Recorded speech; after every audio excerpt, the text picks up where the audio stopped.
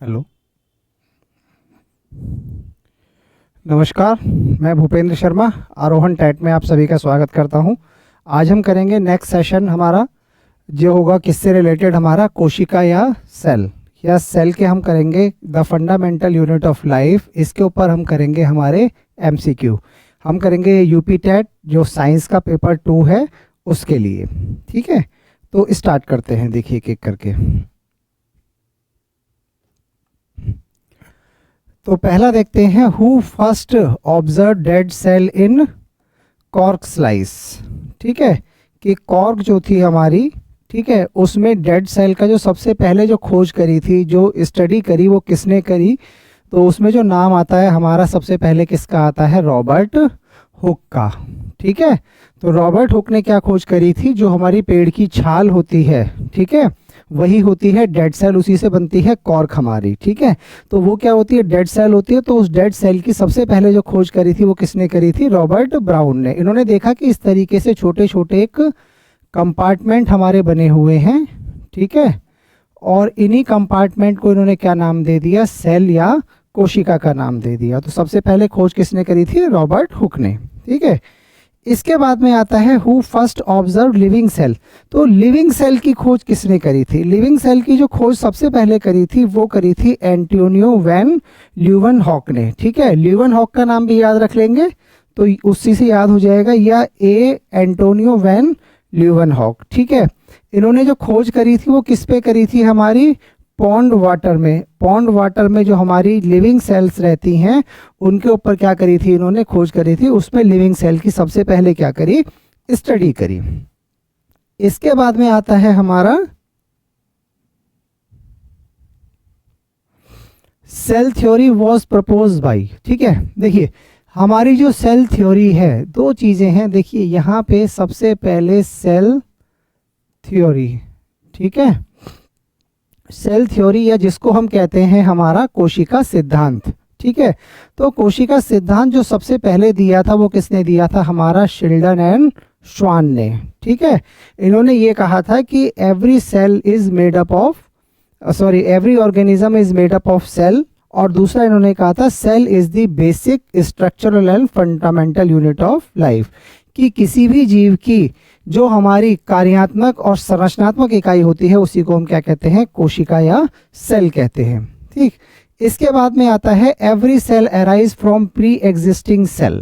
ठीक है, तो इन्होंने देखिए सेल थ्योरी में क्या दिया? हमारा 2 पॉइंट तो इन्होंने दिए शिल्डन एंड स्वान ने। ये जो तीसरा पॉइंट है इसको कहा जाता है एक्सटेंशन ऑफ सेल थ्योरी। और ये एक्सटेंशन ऑफ सेल थ्योरी क्या थी? यही कि प्री एग्जिस्टिंग की जितनी भी हमारी नई सेल बनेंगी वो किससे बनेंगी? हमारा प्री एग्जिस्टिंग सेल से बनेंगी। किसके द्वारा बनेंगी? सेल डिवीजन के द्वारा। तो ये किसने कहा था? हमारा ये कहा था हमारा विर्को ने। ठीक है, तो ये भी पूछा जाता है कि who extended this cell theory. तो सेल थ्योरी को एक्सटेंड किसने किया था? विर्को ने किया था। क्या था?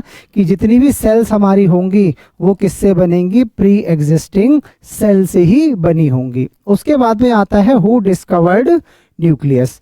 देखिए सेल की जो खोज करी थी वो किसने करी? हमारी रॉबर्ट हुक ने। और न्यूक्लियस की बात जब हम बात करते हैं या केंद्रक की, हमने ये देखा कि जो हमारी सेल है उसके बीच में होता है हमारा न्यूक्लियस। इसको क्या कहा जाता है? Brain of the cell. ठीक है, ब्रेन या controlling centre of the cell. इसी में मिलते हैं हमारे डीएनए। ठीक, तो ये किसने करा था? हमारा इसकी डिस्कवरी करी थी हमारी रॉबर्ट ब्राउन ने। सेल की खोज सबसे पहले किसने करी थी? रॉबर्ट हुक ने। और रॉबर्ट ब्राउन ने खोज करी थी हमारी न्यूक्लियस की। इसके बाद में आती है term protoplasm was coined bye. देखिए प्रोटोप्लाज्म होता क्या है? यहाँ जितना भी फ्लूइड है, चाहे ये न्यूक्लियस के अंदर हो चाहे इसके अंदर हो, इसी को क्या कहते हैं हम? प्रोटोप्लाज्म।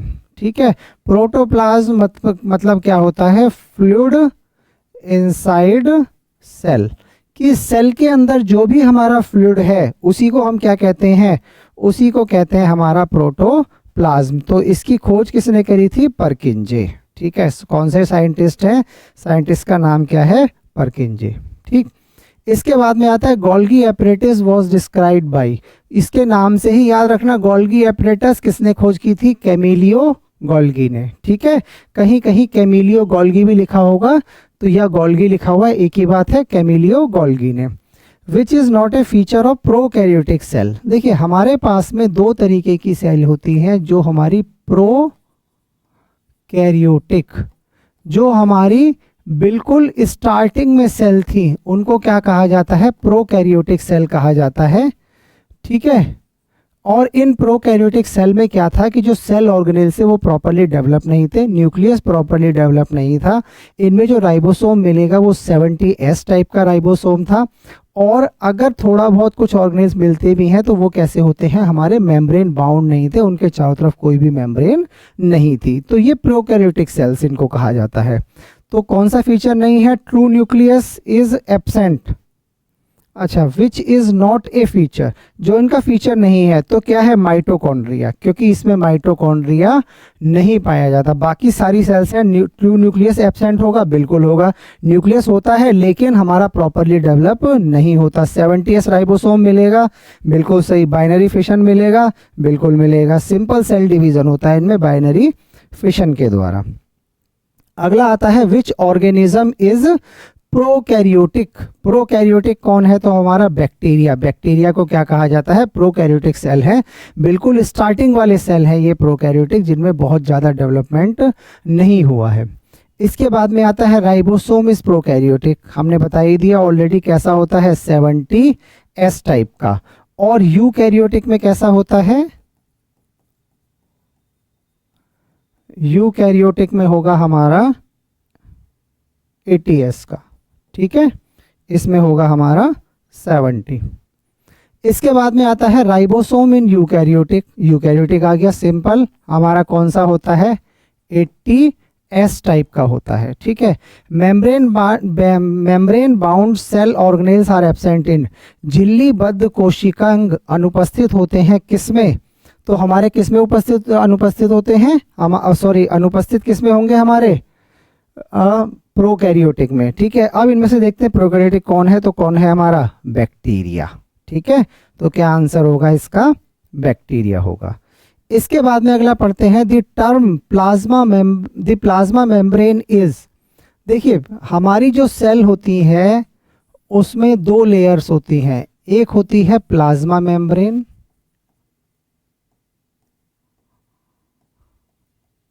ये सभी सेल्स में मिलेगी, लेकिन ये बाहर की होगी, इसको कहते हैं हम सेल वॉल। ये किस में मिलेगी, केवल हमारी प्लांट सेल में मिलेगी। ये होती है हमारी डेड और ये होती है हमारी लिविंग। ठीक है, लिविंग होती है, सेमी परमिएबल होती है ना। तो हमारी, तो इसकी क्या देख लेते हैं, the plasma membrane is living and flexible. ठीक है, तो प्लाज्मा मेम्ब्रेन कैसी होती है, लिविंग होती है और हमारी फ्लेक्सिबल होगी। Cell membrane is mainly composed of, तो सेल मेम्ब्रेन किसकी बनी होगी, सेल मेम्ब्रेन बनी होगी हमारी लिपिड और प्रोटीन की। सेल मेम्ब्रेन किसकी बनी होगी, हमारी लिपिड और प्रोटीन की बनी होगी। सेल मेम्ब्रेन इज कैसी होती है, selectively permeable.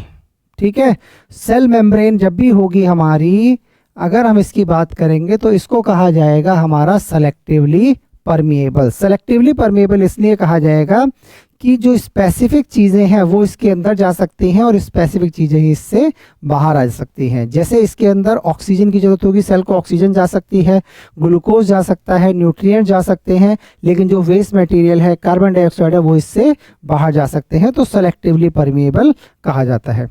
Plant cell wall is mainly made up of, plant जो होती है, देखिए इसके बाहर एक और होगी जिसको हम क्या कहते हैं, सेल वॉल। ठीक है, ये किस में मिलेगी, केवल हमारी प्लांट में मिलेगी। तो यहाँ पूछा जा रहा है कि प्लांट सेल वॉल हमारी किसकी बनी होती है, तो प्लांट सेल वॉल हमारी किसकी बनी होगी, सेल्यूलोज की बनी होगी हमेशा। ठीक है, प्लांट सेल वॉल किसकी बनी होगी, हमारी सेल्यूलोज की बनी होगी। इसके बाद में आता है fungal cell wall is composed of, ये इंपॉर्टेंट क्वेश्चन है, इनको याद रखना कि प्लांट सेल वॉल किसकी बनी होती है, हमारी सेल्यूलोज की। फंगल सेल वॉल किसकी बनी होती है, काइटिन या चिटिन कह देते हैं, काइटिन पढ़ लीजिए जैसे आप पढ़ना चाहें, लेकिन स्पेलिंग जरूर याद रखिएगा, CHITIN। है ना। तो ये किसकी बनी होती है, हमारी काइटिन की बनी होती है। ठीक है, किस में बनी होगी, फंगल मतलब फंगल सेल मतलब फंगस के अंदर बनी होगी। ठीक है, बैक्टीरियल सेल वॉल कंटेन, अब देखिए पूछा है इसने किसकी, बैक्टीरिया के बारे में पूछा है, तो बैक्टीरियल सेल वॉल बनी होती है हमारी पेप्टाइडोग्लाइकेन की। बैक्टीरियल सेल वॉल किसकी बनी होगी, पेप्टाइडोग्लाइकेन की बनी होगी। इसके बाद में आता है which organelle is called the control centre of this cell. Control centre कहे, ब्रेन कहे, सीपीयू कहे, ठीक है, जो वो सब किस में होगा, हमारा न्यूक्लियस में होगा या केंद्रक होगा। तो ऑप्शन क्या है इसका, न्यूक्लियस या केंद्रक। ठीक है, इसको कहा जाता है control centre of the cell. Fluid inside the nucleus, देखिए अगर हमारा फ्लूइड इसके अंदर है, न्यूक्लियस के अंदर, तो इसको कहते हैं न्यूक्लियोप्लाज्म, और यहाँ पे जो होता है इसको कहते हैं साइटोप्लाज्म। इन दोनों को मिला के कहते हैं हमारा प्रोटोप्लाज्म। ठीक है, याद रखेंगे, समझ आ गया होगा कि जब न्यूक्लियस के अंदर मिलेगा तो उसको कहेंगे न्यूक्लियोप्लाज्म, न्यूक्लियस के बाहर और सेल मेम्ब्रेन के अंदर मिलेगा तो साइटोप्लाज्म, और इन दोनों को मिला के क्या बन गया, प्रोटोप्लाज्म। अब क्वेश्चन देख लेते हैं, the fluid inside the nucleus is called nucleoplasm. ठीक है, चलिए अगला पढ़ते हैं हमारा, न्यूक्लियोलस हेल्प्स इन, देखिए जो भी हमारा न्यूक्लियस होगा उसके अंदर एक डेंस पार्ट होता है जिसको हम कहते हैं न्यूक्लियोलस। ठीक है, ये न्यूक्लियोलस क्या करता है, हमारा राइबोसोम के फॉर्मेशन में क्या करेगा, हेल्प करेगा। इंपॉर्टेंट है, इसको याद रखेंगे, इस तरीके के क्वेश्चन अक्सर पूछे जाते हैं, क्योंकि बच्चे जो है न्यूक्लियस और न्यूक्लियोलस में क्या हो जाते हैं, कंफ्यूज हो जाते हैं। न्यूक्लियस ये पूरा है सेल का, ठीक है, और न्यूक्लियोलस इसके अंदर एक डेंस पार्ट होता है जिसको हम कहते हैं हमारा न्यूक्लियोलस। ठीक है, तो इसको कहा जाता है राइबोसोम फॉर्मेशन में क्या करेगा, ये हेल्प करेगा। Genes are located on, genes कहाँ होती हैं हमारी, जीन्स होती हैं हमारी क्रोमोसोम पे। ठीक है, देखिए जब भी हमारी न्यूक्लियस होगा तो उसके अंदर एक धागे जैसी ऐसी संरचनाएं मिलेंगी जिनको हम क्या कहते हैं, क्रोमैटिन मटेरियल। ठीक है, अब मान लीजिए इसमें हो रहा है सेल डिवीज़न, सेल डिवीज़न के टाइम में यही किस में चेंज हो जाएंगे, हमारी क्रोमोसोम, मतलब अब ये स्ट्रक्चर हो जाएगा रॉड लाइक। ठीक है, तो रॉड लाइक स्ट्रक्चर जो क्रोमैटिन मटेरियल है सेल के अंदर, जो धागे जैसी संरचना है, वही किस में चेंज हो गई, हमारी क्रोमोसोम में चेंज हो गई। अब ये रॉड लाइक स्ट्रक्चर हो गया। ठीक है, और इसी पे मिलेंगी हमारी जीन्स। ठीक, तो जीन्स हमारी किस पे मिलेंगी, हमारी क्रोमोसोम पे मिलेंगी। इसके बाद में अगला पढ़ते हैं हमारा, endoplasmic reticulum act mainly as, endoplasmic reticulum क्या काम है उसका, ट्रांसपोर्ट करना। जो भी मटेरियल हमारा बन रहा है सेल के अंदर, ठीक है, उनको डिफरेंट डिफरेंट सेल के पार्ट तक लेके जाने का काम कौन करेगा, हमारा एंडोप्लाज्मिक रेटिकुलम या हमारा ईआर करेगा। ठीक है, ईआर हमने कैसा देखा था, दो तरीके का देखा था। ठीक है, एक होता है हमारा स्मूथ और एक होता है हमारा रफ। ठीक है, रफ एंडोप्लाज्मिक रेटिकुलम और स्मूथ एंडोप्लाज्मिक रेटिकुलम। इसमें क्या होता है, हमारा राइबोसोम क्या होंगे, एब्सेंट होंगे, और इसमें हमारे राइबोसोम क्या होंगे, हमारे प्रेजेंट होंगे। ठीक है, तो राइबोसोम प्रेजेंट होने का मतलब क्या है, ये किसका फॉर्मेशन करेंगे, प्रोटीन का, और ये करेंगे हमारा लिपिड और फैट का फॉर्मेशन। ठीक है, तो ये हो गया एंडोप्लाज्मिक रेटिकुलम के बारे में। अब इसका क्वेश्चन देख लेते हैं, rough endoplasmic reticulum synthesize, rough endoplasmic reticulum क्या बनाएगा, हमारा प्रोटीन का सिंथेसिस करेगा। रफ एंडोप्लाज्मिक रेटिकुलम किसका सिंथेसिस करेगा, हमारा प्रोटीन का सिंथेसिस करेगा। ठीक, आगे पढ़ते हैं, smooth endoplasmic reticulum involve in lipid synthesis. ठीक है, तो लिपिड का सिंथेसिस करने का काम कौन करेगा, हमारा स्मूथ एंडोप्लाज्मिक रेटिकुलम करेगा, क्योंकि इसमें राइबोसोम नहीं पड़ेंगे, राइबोसोम नहीं मिलेंगे, तो हमारा ये किसका फॉर्मेशन करेगा, लिपिड का सिंथेसिस करेगा हमारा। ठीक है, आगे पढ़ते हैं, डिटॉक्सिफिकेशन ऑफ ड्रग अकर इन, ये इंपॉर्टेंट है, पूछा जाता है। तो डिटॉक्सिफिकेशन अगर ड्रग का होता है तो हमारे सेल में कहाँ पे होगा, तो सेल में होगा स्मूथ एंडोप्लाज्मिक रेटिकुलम। ये क्या है, इसका जो पूरा नाम है स्मूथ एंडोप्लाज्मिक रेटिकुलम, ठीक है, स्मूथ एंडोप्लाज्मिक रेटिकुलम की बात हो रही है, ठीक है। The post office of the cell, तो पोस्ट ऑफिस किसको कहा जाता है, गोल्गी एपरेटस को कहा जाता है, ठीक है। Golgi apparatus form, Golgi apparatus क्या बनाने में हेल्प करता है, हमारा लाइसोसोम, और लाइसोसोम को क्या कहा जाता है, सुसाइडल बैग्स कहा जाता है, क्योंकि इनके अंदर क्या होते हैं, डाइजेस्टिव एंजाइम्स होते हैं, ठीक है। लाइसोसोम को क्या कहा जाता है, सुसाइडल बैग्स, ठीक है, क्योंकि इनके अंदर क्या मिलते हैं, हमारे डाइजेस्टिव जूसेस मिलेंगे, ठीक। आगे पढ़ते हैं, हमारा power house of the cell, no doubt most important question है, किसको कहते हैं, माइटोकॉन्ड्रिया, क्योंकि इसके अंदर क्या होता है हमारा, इसके अंदर होता है हमारा एरोबिक रेस्पिरेशन। इसका मतलब जो हमारा ग्लूकोज होगा, ग्लूकोज के साथ में ऑक्सीजन मिलेगी और हमारी एनर्जी जो बनेगी, एनर्जी प्लस CO2, ये जो एनर्जी बनेगी किस फॉर्म में बनेगी, ATP, और ATP को कहा जाता है एनर्जी करेंसी ऑफ सेल, ठीक है, समझ लेते हैं। देखिए माइटोकॉन्ड्रिया में होगा हमारा एरोबिक रेस्पिरेशन, मतलब ऑक्सीजन की प्रेजेंस में जब भी रेस्पिरेशन होगा वो किस में होगा, हमारा माइटोकॉन्ड्रिया में होगा। यहाँ ग्लूकोज मिला, ऑक्सीजन मिला, इससे एनर्जी मिली और हमारी कार्बन डाइऑक्साइड मिल गई। ये एनर्जी किस फॉर्म में बनेगी, हमारी ATP की, जिसका पूरा नाम होता है adenosine triphosphate. Energy currency of the cell किसको कहा जाता है, हमारा इसी ATP को कहा जाता है। तो ये प्रोसेस हमारा सारा जो होता है एनर्जी फॉर्मेशन का, ये माइटोकॉन्ड्रिया में होगा, इसीलिए माइटोकॉन्ड्रिया को कहा जाता है power house of the cell. Mitochondria produce ATP, हमने बता ही दिया आपको, क्या बनाता है हमारा ATP, जो बनाने का काम कौन करेगा, हमारा ये माइटोकॉन्ड्रिया करेगा। इसके बाद में आता है ATP is known as, ATP क्या है, एनर्जी करेंसी, मतलब जब सेल की जो एनर्जी है, कितनी एनर्जी बनी, कितनी एनर्जी उसने यूटिलाइज करी, इसको हम किस में नापेंगे, हमारे A, T और P। ATP मतलब एडिनोसिन ट्राई फॉस्फेट में। Site of aerobic respiration, aerobic respiration कौन सा होता है, जब ऑक्सीजन क्या होगा, हमारी प्रेजेंट होगी, तो उसको कहा जाता है एरोबिक रेस्पिरेशन। एरोबिक रेस्पिरेशन हमेशा किस में होगा, हमारा माइटोकॉन्ड्रिया में होगा, ये हम ऑलरेडी देख चुके हैं, ठीक। आगे पढ़ते हैं, हमारा माइटोकॉन्ड्रिया कंटेन, माइटोकॉन्ड्रिया, देखिए माइटोकॉन्ड्रिया में ये एक एक्सेप्शन है कि DNA, जब भी हम बात करते हैं हमारा DNA हमारा सेल में दो जगह मिलेगा, न्यूक्लियस और हमारा माइटोकॉन्ड्रिया में प्रेजेंट होगा, ठीक है। तो DNA हमारा केवल सेल में दो जगह प्रेजेंट होगा, पहला होगा हमारा न्यूक्लियस में और दूसरा होगा हमारा माइटोकॉन्ड्रिया में। तो ऑप्शन इसका क्या है, DNA। Mitochondria were discovered by, तो किसने डिस्कवर किया था, रिचर्ड एल्टमैन ने, ठीक है, क्या नाम है, रिचर्ड एल्टमैन।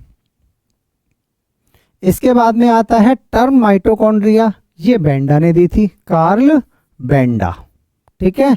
टर्म किसने दी थी, कार्ल बेंडा ने माइटोकॉन्ड्रिया, लेकिन किसने खोज करी थी, एल्टमैन ने, ठीक है।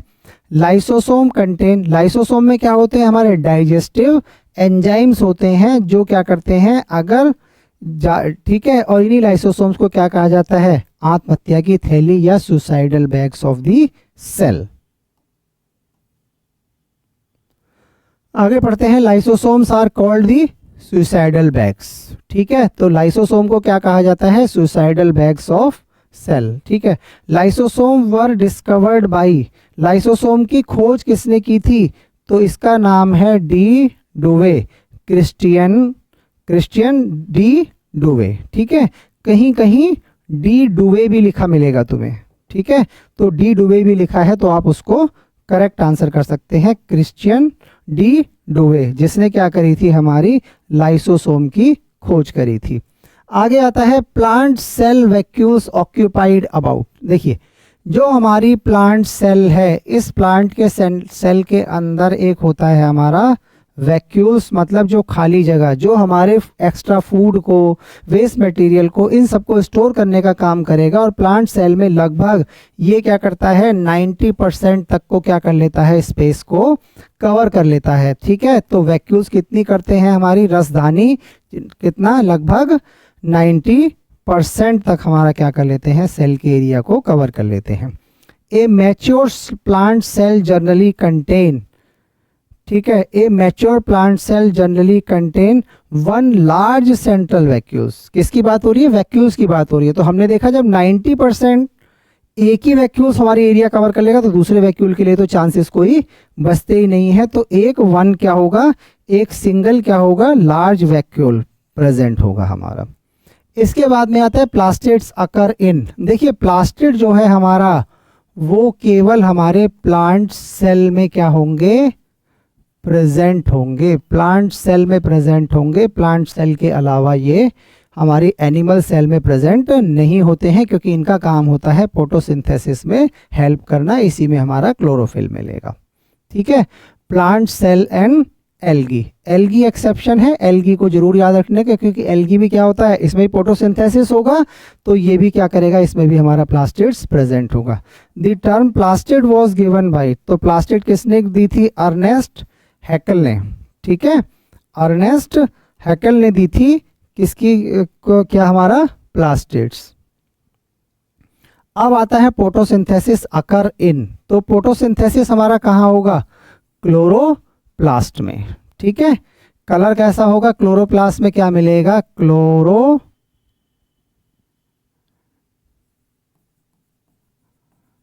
क्लोरोफिल मिलेगा। कलर कैसा होगा, ग्रीन होगा। ठीक है, तो क्लोरोप्लास्ट में क्या होगा, हमारा फोटोसिंथेसिस होगा। क्लोरोफिल इज प्रेजेंट इन, किसमें प्रेजेंट होता है, क्लोरोप्लास्ट में प्रेजेंट होता है हमारा। ठीक है, ये होते हैं टाइप ऑफ प्लास्टिड्स। ठीक है, प्लास्टिड्स हमारे 3 तरीके के होते हैं, एक क्लोरोप्लास्ट, एक क्रोमोप्लास्ट और एक हमारा ल्यूकोप्लास्ट। ठीक है, जब भी ग्रीन कलर होगा तो हमें याद रखना है ग्रीन कलर किसके कारण होगा, क्लोरोप्लास्ट के कारण होगा। उसके अलावा अगर कोई कलर होगा तो वो उसे डिफरेंट प्लास्टिड देगा। फोटोसिंथेसिस अकर इन, ठीक है,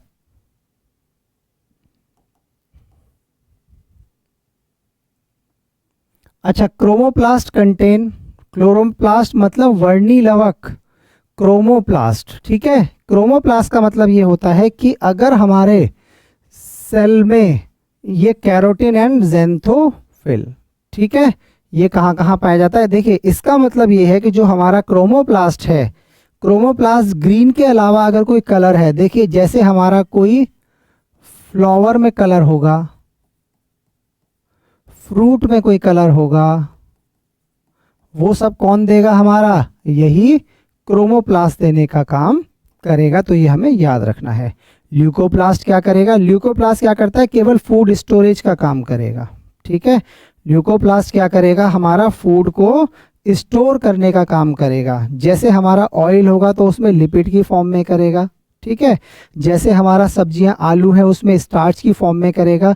तो ये जो काम करेगा ये कौन करेगा, हमारा ल्यूकोप्लास्ट के द्वारा किया जाएगा।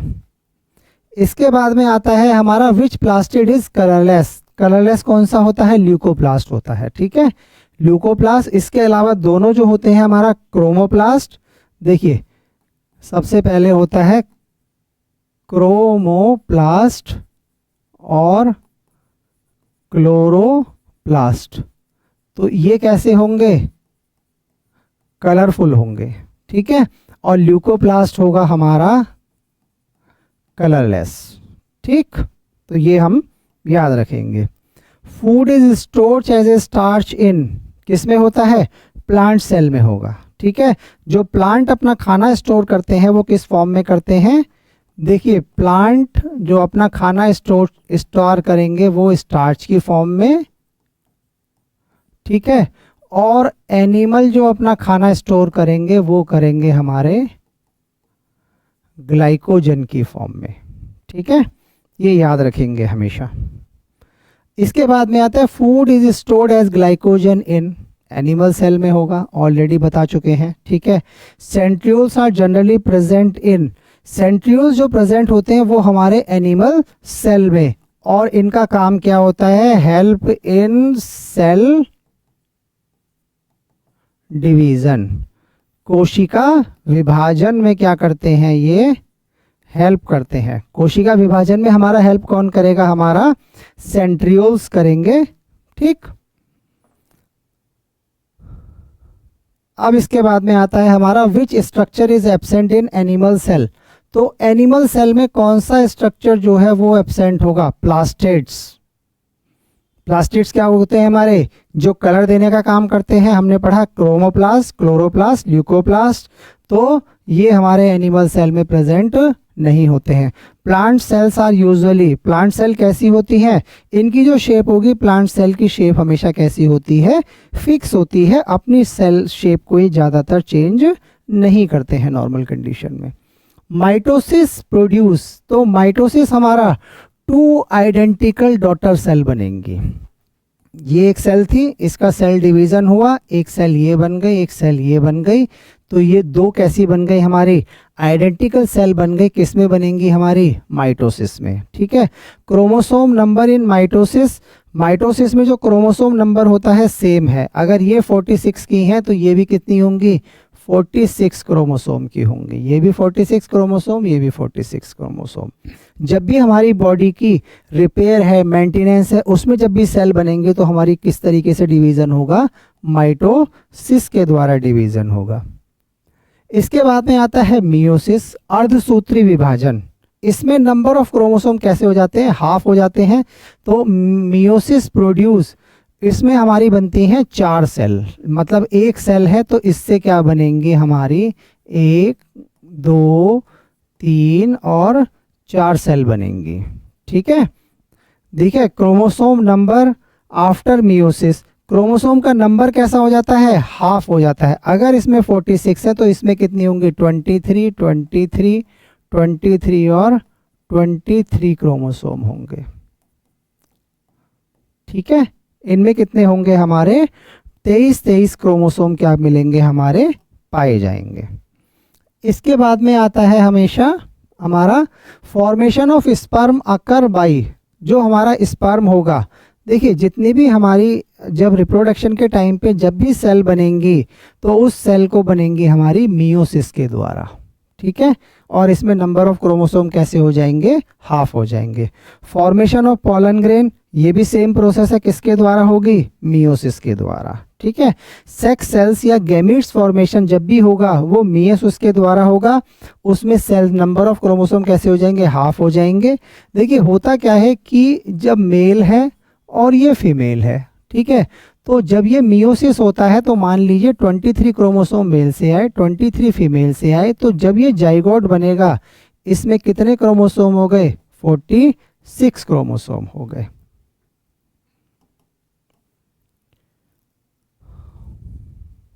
आगे आता है which organelles is absent in prokaryotic but present in eukaryotic. Pro मतलब जो स्टार्टिंग वाली सेल है उसमें एब्सेंट होता है, लेकिन यूकैरियोटिक में प्रेजेंट होता है, ठीक है। तो ऑप्शन है हमारा माइटोकॉन्ड्रिया, ठीक है। माइटोकॉन्ड्रिया क्या होता है, एक डबल लेयर स्ट्रक्चर होता है जिसका काम होता है एनर्जी का फॉर्मेशन या एरोबिक रेस्पिरेशन। ये एटीपी की फॉर्म में हमारी एनर्जी बनाता है, जिसको हम कहते हैं energy currency of the cell. तो इसको कहा जाता है power house of the cell also. तो ये हमारा यूकैरियोटिक में प्रेजेंट होगा। इसके बाद में आता है which statement is correct. Lysosome produce ATP, बिल्कुल नहीं करते। गोल्गी बॉडी सिंथेसाइज डीएनए, बिल्कुल नहीं करते। Mitochondria have their own DNA, बिल्कुल सही है, ठीक है। Chloroplast is present in animal cell, नहीं। तो माइटोकॉन्ड्रिया का क्या होता है, अपना डीएनए होता है। डीएनए हमने बताया था 2 ही जगह होता है, एक हमारा न्यूक्लियस में और एक हमारा कहाँ होगा, न्यूक्लियस के अलावा माइटोकॉन्ड्रिया माइटोकॉन्ड्रिया में। ठीक है, तो ये थी आज की क्लास जिसमें हमने क्या करा, सेल की करी हमने revision, the fundamental unit of life या कोशिका। अगर इसकी डिटेल क्लास आप पढ़ना चाहें तो हमारा प्लेलिस्ट है यूपी टेट सी टेट 2026 के नाम से, आरोहण टेट जो हमारा चैनल है उसी चैनल पे। तो इसी प्लेलिस्ट में आप जाके सेल की जो टोटल क्लास है, जो डिटेल में अगर आप पढ़ना चाहें उससे पढ़ सकते हो। प्रैक्टिस सेट ये हैं। ठीक है, आगे हम अपना नेक्स्ट क्लास में, कल की क्लास में और प्रैक्टिस क्वेश्चंस करेंगे। ठीक है, तो ये हमारा चैनल है आरोहण टेट। आरोहण टेट को लाइक करें, शेयर करें, सब्सक्राइब करें ज़्यादा से ज़्यादा, ताकि हमें भी लगातार मोटिवेशन मिलता रहे अच्छी अच्छी क्लासेस बनाने के लिए। थैंक यू, धन्यवाद।